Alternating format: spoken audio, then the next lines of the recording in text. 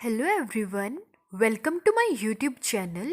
This is me Tanu, and in this video we will study about pyloric stenosis in detail.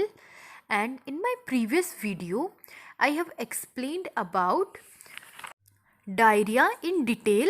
You can also check that video. So without any delay, let's start the video.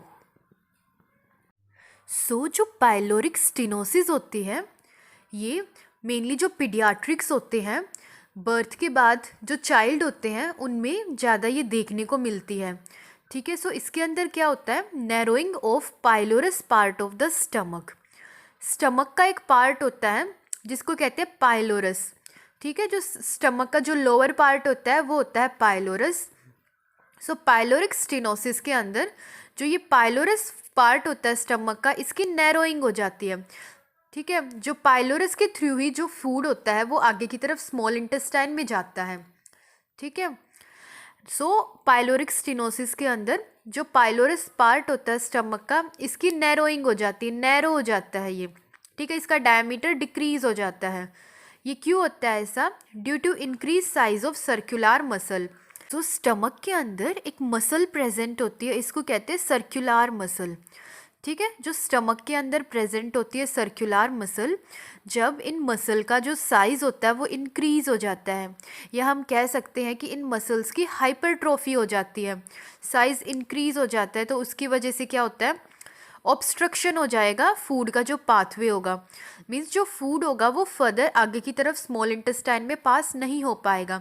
ठीक है, वहीं पे जो stomach में ही रह जाएगा। ठीक है, क्योंकि आगे की तरफ ऑब्स्ट्रक्शन है, आगे पास नहीं होगा फूड, एंड इस ऑब्स्ट्रक्शन की वजह से एब्डोमिनल डिस्टेंशन देखने को मिलेगा। मीन्स जो एब्डोमेन वाला एरिया होगा उसकी स्वेलिंग हो जाएगी। ठीक है, स्वेलिंग हो जाएगी, उस वो लार्ज होगा देखने में थोड़ा सा, ऑब्स्ट्रक्शन की वजह से डिस्टेंशन होता है ये। ठीक है, एब्डोमिनल डिस्टेंशन देखने को मिलेगा। सो नैरोइंग हो जाना पाइलोरस की, यही कहलाता है pyloric stenosis. And pyloric stenosis is also known as infantile hypertrophic pyloric stenosis. Pyloric stenosis को infantile hypertrophic pyloric stenosis के नाम से भी जाना जाता है। Next we will study about sign and symptom of pyloric stenosis. So pyloric stenosis के अंदर जो first sign and symptom देखने को मिलेगा वो होता है projectile vomiting। ठीक है, नॉन बाइलस होती है इसमें, मीन्स बाइल प्रेजेंट नहीं होता। प्रोजेक्टाइल वॉमिटिंग का मीनिंग होता है कि जो फोर्सफुली जो स्टमक का कंटेंट होता है उसका इजेक्शन होना। ठीक है, वॉमिटिंग होगी वो फोर्सफुली होगी, जो स्टमक का कंटेंट होगा उसका फोर्सफुली इजेक्शन होगा स्टमक से बाहर माउथ के थ्रू। नेक्स्ट इसके अंदर देखने को मिलेगा डिहाइड्रेशन। ठीक है, फ्लूइड का अमाउंट होगा वो कम देखने को मिलेगा, इसकी वजह से फ्लूइड का अमाउंट डिक्रीज हो जाएगा, जिस वजह से डिहाइड्रेशन देखने को मिलेगी। Next one is metabolic alkalosis देखने को मिलेगा विद हाइपोकैलेमिया। मेटाबॉलिक एल्कलोसिस देखने को मिलेगा। जो मेटाबॉलिक एल्कलोसिस होता है इसके अंदर क्या होता है, बॉडी के अंदर जो एसिड होगा उसका अमाउंट डिक्रीज हो जाता है। ठीक है, एंड बॉडी में जो वो बेस होता है या जिसको कहते हैं बाइकार्बोनेट आयन होंगे उनका लेवल इंक्रीज हो जाता है। ठीक है, जो पीएच होगा वो इंक्रीज देखने को मिलेगा इसके अंदर, एंड साथ में इसमें हाइपोकैलेमिया भी देखने को मिलेगा।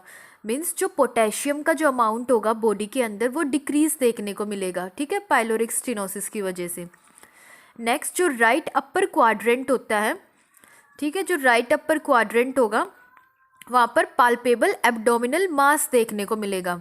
ठीक है, जो राइट अपर क्वाड्रेंट होगा वहाँ पर देखने को मिलेगा पाल्पेबल एब्डोमिनल मास देखने को मिलेगा। ये ऑलिव शेप मास होता है, ऑलिव शेप मास देखने को मिलेगा पाइलोरिक स्टेनोसिस में।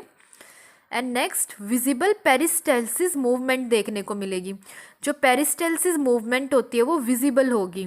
ठीक है, and next one is classical sign of pyloric stenosis. So इनमें से कुछ 3 मेन क्लासिकल साइन होते हैं पाइलोरिक स्टेनोसिस के, वो कौन से होते हैं? First one is projectile vomiting. So first इसके अंदर देखने को मिलती है प्रोजेक्टाइल वॉमिटिंग, क्लासिकल साइन होते हैं ये फर्स्ट, जैसे फोर्सफुल इजेक्शन होगा जो स्टमक का कंटेंट होता है उसका। सेकेंड इज पेरिस्टेल्सिस होता है, जो विजिबल देखने को मिलेगा, जो पेरिस्टेल्टिक मूवमेंट होती है वो विजिबल होती है। Next one is third classical sign है जो इनमें से, वो है palpable abdominal mass. Palpable abdominal mass देखने को मिलेगा, ठीक है, फील होगा, वो ओलिव शेप मास होगा। और ये ये थे कुछ sign and symptom. Next we will study about diagnostic test. कैसे डायग्नोज कर सकते हैं।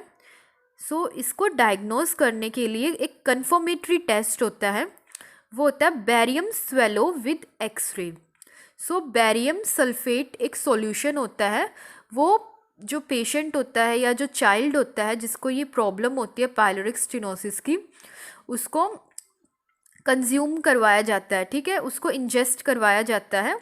देन उसके बाद ये कोट कर देगा जो स्टमक होगा, स्टमक का जो अफेक्टेड पार्ट होगा उसको ये कोट करेगा। देन इसके बाद एक्सरे लिए जाते हैं। देन एक्सरे के अंदर क्लियर पिक्चर देखने को मिलेगी, ठीक है। बैरियम सल्फेट जो सॉल्यूशन पिलाया था उसने जो कोट कर दिया था, मेनली जो अपर जीआई ट्रैक होता है, अपर गैस्ट्रो इंटेस्टिनल ट्रैक होता है, उसको कोट करता है, ठीक है। उसकी जो एबनॉर्मेलिटी होगी, जो ऑब्स्ट्रक्शन होगी, उसको ये शो करेगा एक्सरे पे, ठीक है।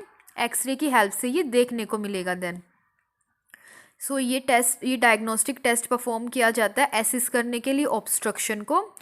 देन इस सॉल्यूशन को देने के बाद, ये टेस्ट परफॉर्म करने के बाद मोर फ्लूइड देना है, ठीक है, ताकि फ्लूइड ज़्यादा से ज़्यादा देना, ताकि जो डाई दी थी ये एक्सक्रिएट आउट हो जाए। जो बैरियम स्वेलो जो दिया था, ठीक है, जो बैरियम सल्फेट दिया था, जो पिलाया था, ठीक है, वो देन एक्सक्रिएट हो जाए।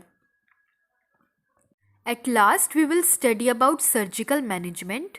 सर्जिकल मैनेजमेंट के लिए क्या किया जाता है। इसके अंदर एक सर्जरी परफॉर्म की जाती है पाइलोरिक स्टेनोसिस को ट्रीट करने के लिए। वो कौन सी होती है। ये होती है फ्रैटिड रैमस्टेड ऑपरेशन। ये एक फ्रैटिड रैमस्टेड ऑपरेशन परफॉर्म किया जाता है, या इसका एक दूसरा नाम भी होता है पाइलोरोमायोटॉमी, ठीक है। ये चॉइस ऑफ सर्जरी होती है जो परफॉर्म की जाती है। इसके अंदर सर्जिकल इंसिजन लगाए जाते हैं जो पाइलोरस वाला पार्ट होता है वहाँ पर, ताकि जो ऑब्स्ट्रक्टेड पार्ट है उसको डायलेट किया जा सके, एंड ताकि जो फूड है वो आगे अच्छे से पास हो सके, ठीक है, ताकि जो ऑब्स्ट्रक्शन है वो आगे फील ना हो। Guys, in our next video we will study about megacolon, which is also known as Hirschsprung disease. Thank you for watching my video, and if you really liked my video, then don't forget to like and subscribe to my channel, and also hit the bell icon to get notification of my next video.